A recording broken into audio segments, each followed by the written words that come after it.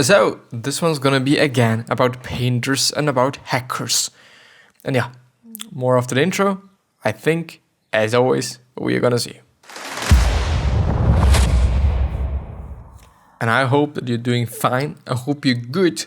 But we're gonna go straight into the episode and we're gonna go straight into the information, I would say. So I haven't highlighted anything for this or today's episode because I don't know, actually. So we're gonna go through quite everything and I'm gonna highlight what I think is important.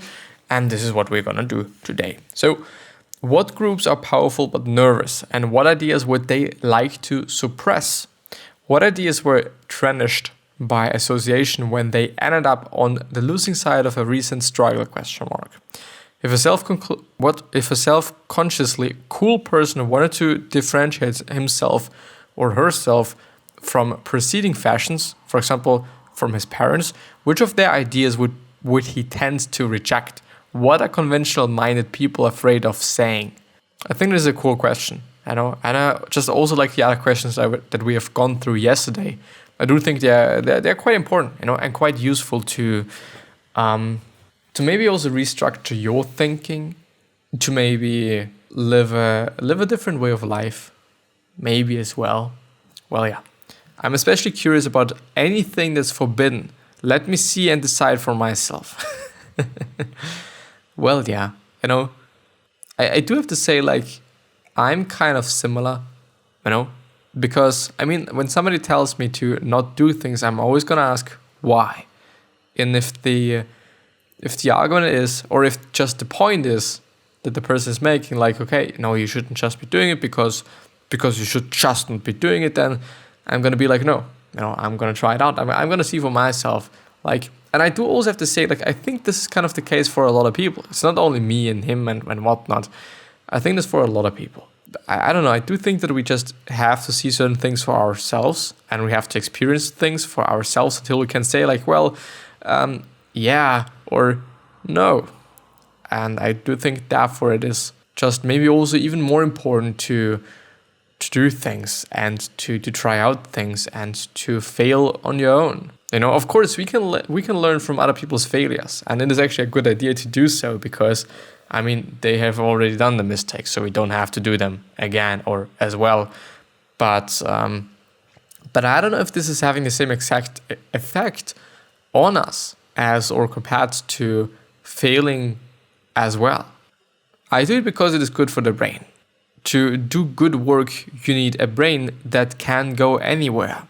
And you especially need a brain that is in the habit of going where it is supposed to do, or supposed to. Great work tends to grow out of ideas that others have overlooked, and no idea is so overlooked as one that's unthinkable. Well, there's actually a lot of things that a lot of people do, I guess, but there is always something that we are actually overlooking, and there's always something that you can add to someone else's idea, to someone else's business, to someone else's whatever. So feedback is actually quite important, Maybe also getting feedback from your customers.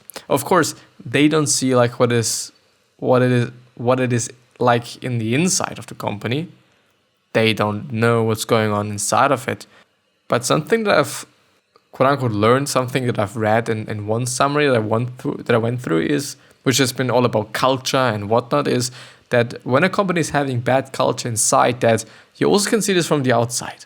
I wasn't quite sure back then as well, even though I've probably said like, well, it makes sense because it makes sense, but I haven't seen it so far, or I haven't consciously recognized it. Maybe it is something that you can just see somehow, but I don't know. Like, I think if it is about some franchises, you can see it quite easily, but it does then not have anything to do with the whole corporation.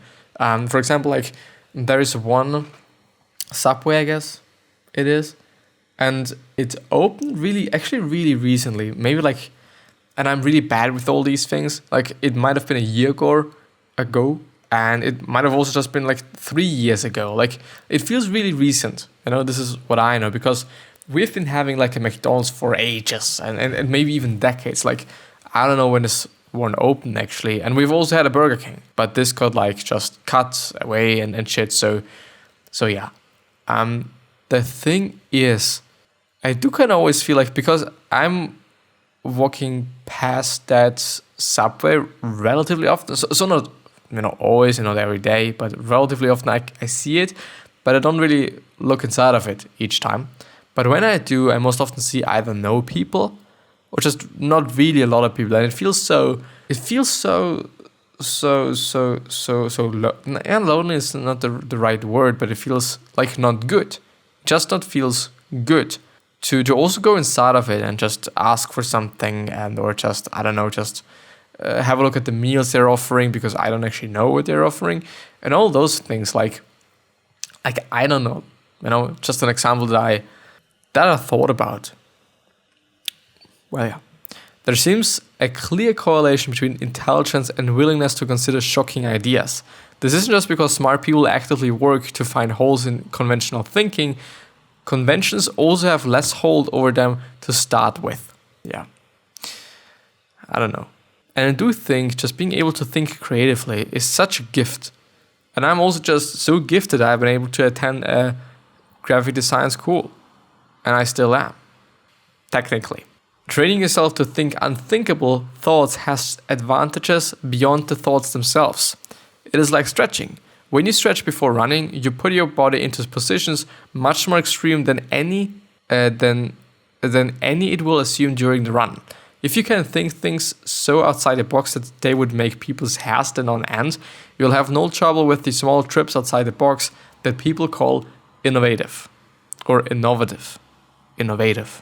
I think innovative, which makes sense. It really does, which is also something that I've read about, I guess. I think it's actually been yesterday or something. Maybe the day before, I'm not quite sure. But in a complete different context and completely different words and whatnot. If you just do, or was it today? The whole point is doing something in such a, no, it's actually been, I think it's actually also been the summary. Quite, if you do assume and expect, no, I think it's been in the 4-hour body. If you do expect something to happen that's really, really fucked up and really challenging and also really difficult, then you're probably going to be surprised with how easy it is in the end then going to be. But if you think about it as like, okay, it's going to be easy and it is going to be nice, which is something that you should be doing. Like, this is totally optimistic. But on the other hand, if you do just expect it to be, and I think now it is really important to use the right words, I guess. So if you're expecting something to be easy and then it is not, then it is probably going to be soul crushing. To some degree, like, of course, it depends on the person. It depends on whatever factors, like there's so many different factors. But it is something to really think about and to consider and to also then monitor if you're doing this and if you're not doing this and whatnot. When you find something you can't say, what do you do with it? My advice is don't say it. Being labeled as a yellowist will just be a distraction. Argue with idiots and you become an idiot. The most important thing is to be able to think what you want, not to say what you want. And if you feel you have to say everything you think, it may inhibit you from thinking improper thoughts. I think it is better to follow the opposite policy. Draw a sharp line between your thoughts and your speech, inside your head. Anything is allowed. Within my head, I make a point of encouraging the most outrageous thoughts I can imagine.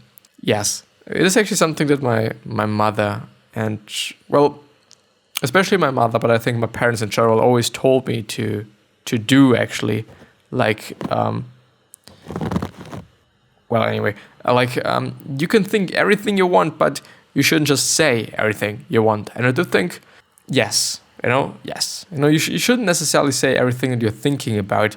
First of all, it might hurt somebody. Second of all, it might just be unnecessary per se. And third of all, like, no, not necessarily a good idea always. So even though it is difficult, even though it is difficult, because sometimes I as well feel the urge of just saying something that might, and I know that, which is the funny thing, mightn't be that smart to say. And it most often puts myself in a position that is not the best. Not in terms of that other people are going to be like, well, what are you doing? I don't like you anymore, and these things, but more or less like, I think, especially when it is about something like that has something to do with my parents, I somehow guess. If I did something like, I don't know, a few months ago, and then I suddenly say it because I feel the urge to say it, then I always feel like, well, why did I say this? Like, it's really dumb because I'm putting myself in a spot that is like, well, maybe I'm not going to be able to have my phone in the next 3 days, which has been quite, or relatively often the case some years ago, that my mother was like, well, no, not going to have your phone today. Because of what you did. And then I always think like, well, or just also being like, well, why did you did that? And all those things. Like, it's funny, The core point here is, it is funny. The trouble with keeping your thoughts secret, though, is that you lose the advantages of discussion. Talking about an idea leads to more ideas. So the optimal plan, if you can manage it, is to have a few trusted friends you can speak openly to. This is not just a way to develop ideas, it is also a good rule of thumb for choosing friends. The people you can say heretical things to without getting jumped on are also the most interesting to know. What is heretical?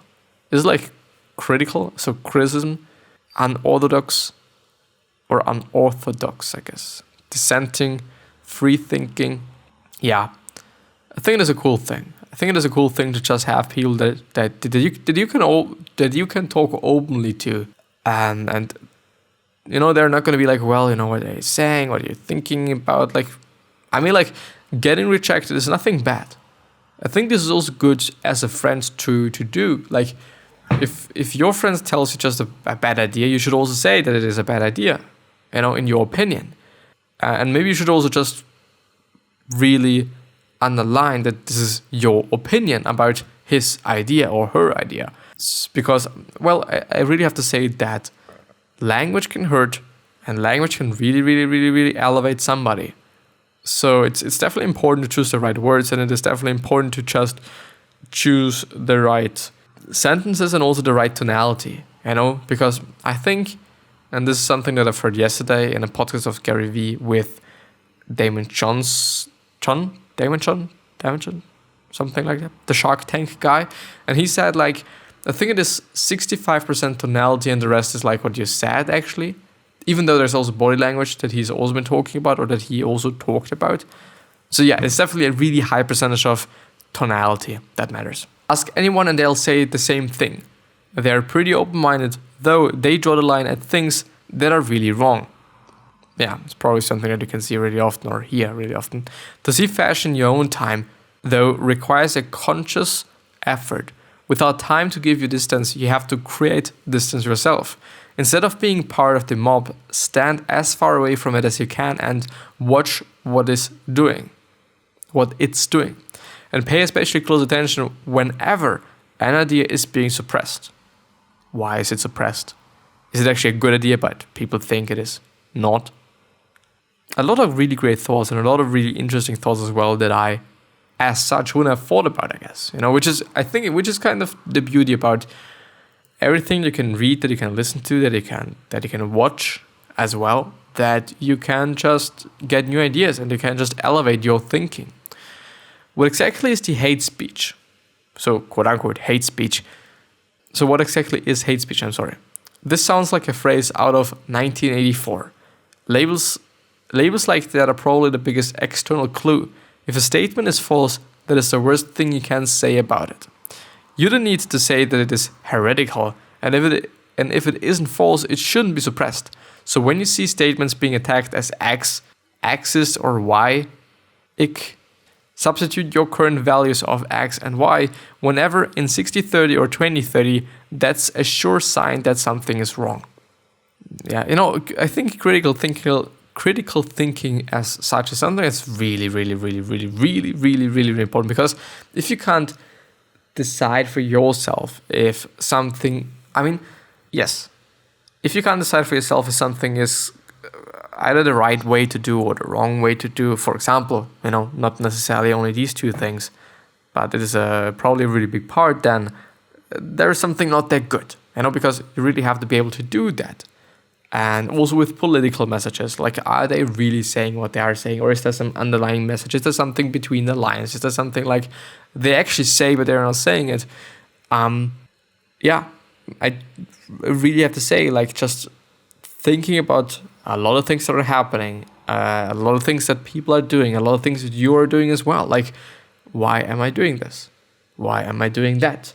Is it smart to do this? Is it smart to do that? Is it smart to do this at this point in time? Is it smart to do that in this environment, at this location? I don't know. I think it shouldn't be overthinking. You shouldn't always be thinking all the fucking time. Might be also one of the reasons why working out is a good idea and a good thing, because then you're not thinking, you're working out and you're doing something. Well, yeah. Everyone encourages you to grow up to the point where you can discount your own bad moods. If you encourage you to continue to the point where you can't discount society's bad moods. Haven't heard it just like that. To discount your own bad moods. To programmers, hacker connotes mastery in the most literal sense. Someone who can make a computer do what he wants. I do understand that. The noun hack also has two senses. It can be either a compliment or an insult. It is called a hack when you do something in an ugly way. But when you do something so clever that you somehow beat the system, then it is also a hack, or also called a hack. Which is interesting. The question is this something like programmer terms, or is this like just a general rule?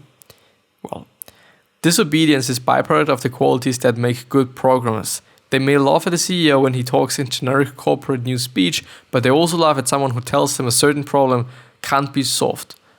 Suppress one and you suppress the other.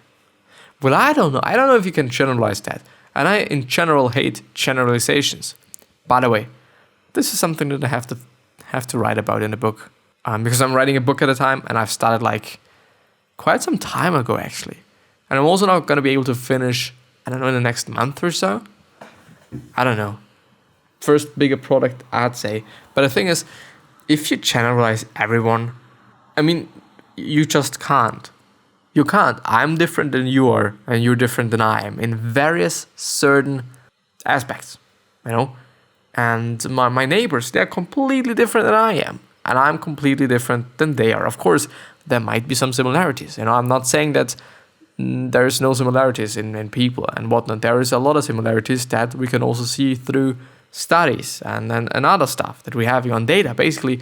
But no, not all programmers are the same. Not all programmers are going to laugh at the CEO if he's talking in generic corporate news speech. And not every program is going to be like, I can solve that, even though you think I can't or we can't. I don't know. I just don't like generalizations as such. Hackers are unruly. That is the essence of hacking, and it is also the essence of Americanness. It is no accident that Silicon Valley is in America and not France or Germany or England or Japan. In those countries, people color inside the lines. People color inside the lines. And it might be a little bit of a bold statement there. I think, it could be. It could be, of course, I do really have to say, every country, and actually also every language, is having their own values and is having their own,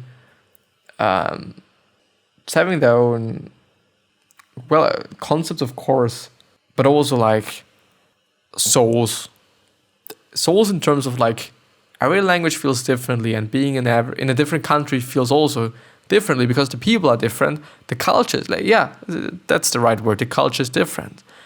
And also with languages.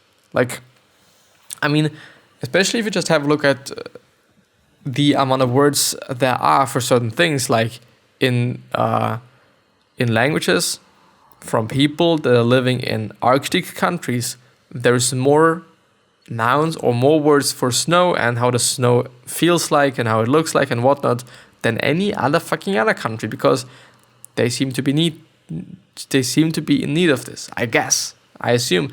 On the flip side, there might also be more words for water in countries where where the sea is. Maybe. I don't know. I actually don't know. This is just an assumption that I'm having. But like, yeah, language is actually really, really interesting. And I also thought about whether I'm thinking in a different way when I'm talking in English compared to talking in German. And also, if I've been able to just gain complete different ways of thinking because I'm speaking a lot of English. I don't know. But I also have to say, like, England for me feels completely different. Maybe this is based on pictures and thoughts and motives and whatnot than the United States feels. I don't know. There might definitely be just a difference. It'd actually be interesting to see what people that are traveling a lot, what they're saying. And also just bilingual people, if they think, like, of course, cultures are completely different, you know? But language is also part of culture. So, yeah. Well, yeah, anyway, I think this is going to be the end of the episode. So I wish you the best health, of happiness, and also success, and also hope that you're going to remind yourself when you're going to be remembered, which basically means your legacy basically means just being a nice person and being remembered as a nice person. Yeah.